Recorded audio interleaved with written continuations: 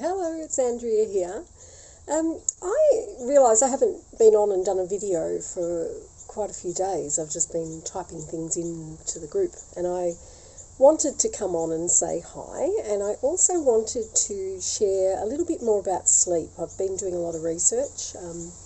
In my day job, I help support people with difficult behaviours, distressed behaviours relating to a dementia diagnosis, and often one of the first things to be disturbed is their sleep pattern, and the crucial nature of sleep in keeping us well emotionally and mentally is really quite paramount, really quite prominent. And so I know I've done a couple of posts already about sleep, but I actually want to do a little bit more today. And so I'm sitting out on my front veranda. It's late-ish in the afternoon, just finished work for the day.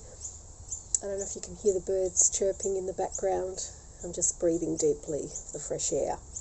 But I wanted to have a little look tonight or today about the role of dreams and what some of the research is showing in terms of measuring on scans what's happening when you're asleep and dreaming.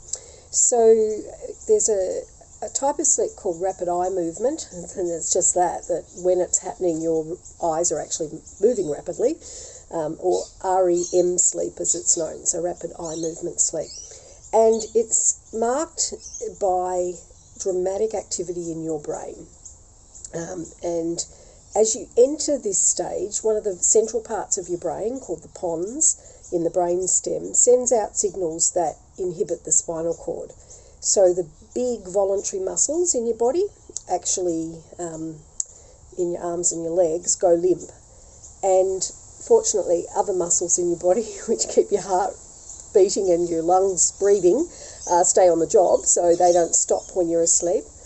The tiny muscles in your eyes and your inner ears also keep up their minuscule movements, but your body stops regulating temperature, and in effect you're a paralysed, cold-blooded and hallucinating animal. How do you like that for a description of rapid eye movement sleeping? So I just wanted to talk a little bit about dreams because the Bible talks about sleep, it talks about dreams and visions, but we've been able to do a lot more research in recent years about what's actually going on in the brain with the advent of EEG technology and then other technologies that have allowed us to measure brain behaviour, brain waves while people are asleep. So what's showing up now in some of the more recent research is that our dreams may actually help us to process and moderate our emotions. So I think intuitively we've all known that when we're stressed, we do need to, if something intense is happening in our lives, we need to get adequate sleep to cope. That's just an intuitive thing, isn't it?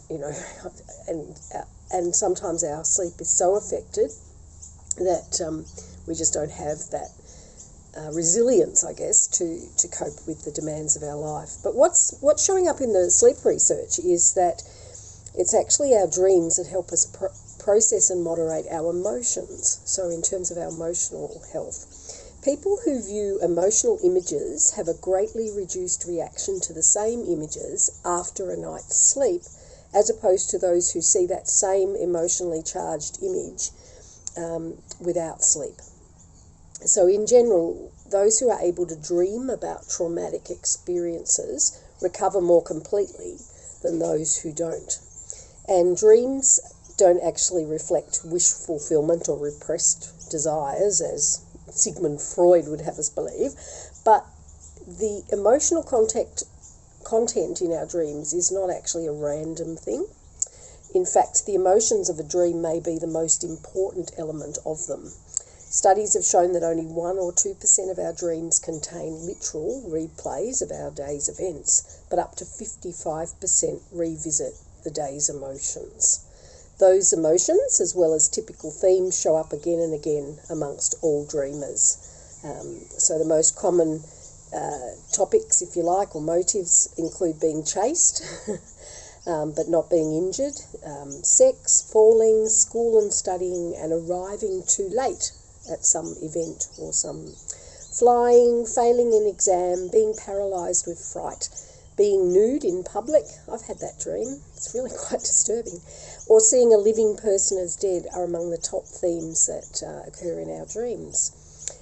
Dreams skew towards the emotionally intense, with fear, inhibition and a sense of failure ranking high.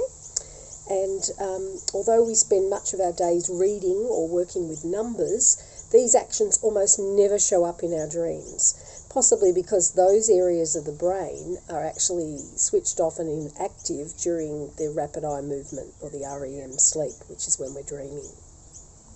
So the end of that sort of session of that type of sleep is usually marked by a brief awakening. And if we rest naturally without an alarm clock, our last dream of the night often concludes our sleep and we wake with a lingering image, but it rapidly fades from our minds.